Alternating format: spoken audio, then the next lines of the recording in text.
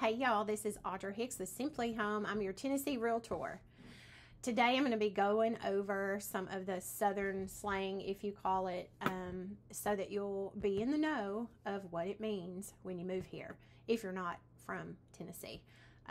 So if you like my content, please like and subscribe, and let's get started. Thanks.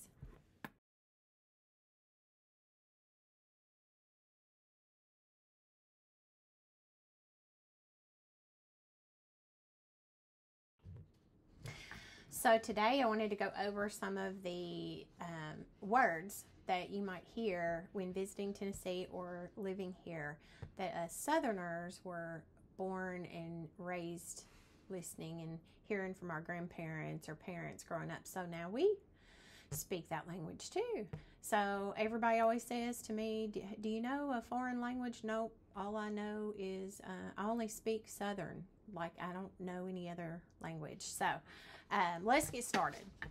I saw this on Facebook and I thought I would share it with you and thought it was hilarious, really. So yonder, that's a big word. Yonder, my son asked me years ago when I would say, go get that over yonder. He's like, where is yonder? And I'm like, well, how do you explain that? So here it is. There are several versions of this saying, right yonder, which I don't think I've ever said, or over yonder, that's what I say, are the two most common examples of the word, which means over there. So you just got to understand where over there is when we say over yonder. So don't ask me for directions because that's probably what you'll get. That's what Waze is for these days. If a Southerner is trying to tell you the general direction something is in or where something is at, they'll likely say right yonder or over yonder and point with a finger to help guide you. Yep, what did I do? Yeah, that's what I do. Another one is till the cows come home. My grandmother used to say that. I think a lot of her phrases and words I picked up on over the years. This is a phrase probably not so specific to the South, but it refers to eternity, meaning it's for eternity. So that's what we mean when till the cows come home, or when the cows come home, until the cows come home. The other word like that is when pigs fly. So people often use it when conversing with children to exaggerate how long something will take to finish. So pigs don't fly, right? I don't think so. So there's that one. This is my favorite phrase, or my favorite word. Y'all. Y'all. I say hey y'all all the time. I think every video I started out with hey y'all. So y'all means you guys from your northern guys. So it's the same word. We just call it y'all. Y''AL. L. So it means you all, or you guys, or y'all. So the next one, let's see, it doesn't amount to a hill of beans. I've heard that my whole life. This phrase conveys that something isn't worth your time or effort. It became popular around 1863 as a way of explaining when an idea or activity wasn't worth the investment, because before beans became a commodity, they were so prevalent that even a hill of them wasn't worth much. So there you go. I don't think I ever knew that, but I knew what it doesn't amount to a hill of beans means. Bless your heart. Now everybody's going to hear that. Sometimes it means good. Sometimes it means bad. Bless your heart. So this phrase is one of my favorite Southern expressions because it can be a passive insult or a meaningful compliment. So it depends on the face we use when we use bless your heart. So that's another one. Fixin' to. That means I'm fixing to do it. So fixin' to, the phrase can mean anything you're planning to do in the future. However, it is usually referring to something you're hoping to do. So fixin' to. And that's FIXIN apostrophe. Okay. But I was really good in English in school. I mean, I was great in school anyway, but you can't tell by my accent. So, pretty as the day is long. This phrase has many versions. You can substitute anything for pretty, funny, sober, irritating, etc. If it's an adjective, it'll likely work. In general means that whatever descriptor you use, there is much of it. Heavens to Betsy. Who in the world's Betsy? I mean, I've heard that. I don't think I say that very often. Heavens to Betsy. Most people have never figured out who Betsy is or who she's supposed to be, but people usually say this phrase in a moment of shock or great surprise. So if someone startled you on purpose or even on accident, you might say, heavens to Betsy, you scared me. So, among other words, we won't go there. Anyways, madder than I put in the old wet hen because that's what I've always heard. Madder than a wet hen is what they said on Facebook, but I put the old wet hen in there. I'm not sure how this phrase came to be, as I've seen wet hens and they don't seem particularly angry.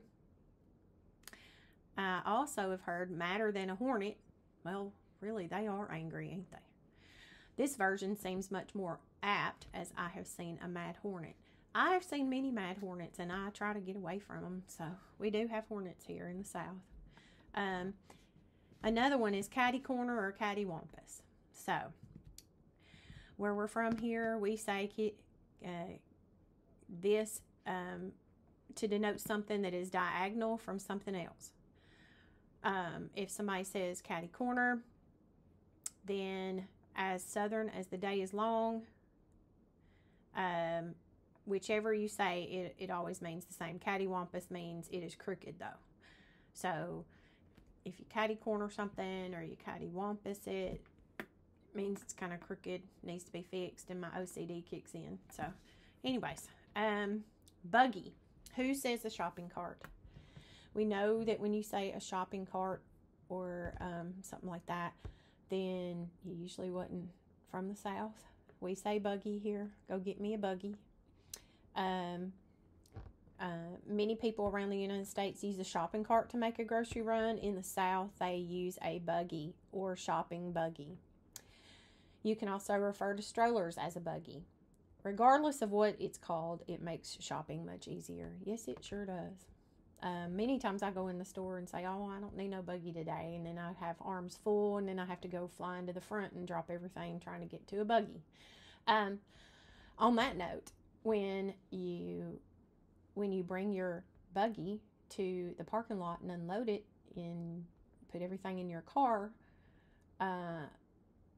I'm a big proponent of you returning your shopping cart or buggy to the shopping corral that it's supposed to go to, or carry it back in. Gives you a little bit more steps here and there anyway, so it's healthier. Anyways, that's what I do, just for respect too, and I don't want everybody's cars to be hurt by wind blowing and it going into it. Reckon. So you say that in a phrase like, I reckon. Whenever you're talking to someone born in the South and you ask them if they suppose something, they'll tell you they reckon.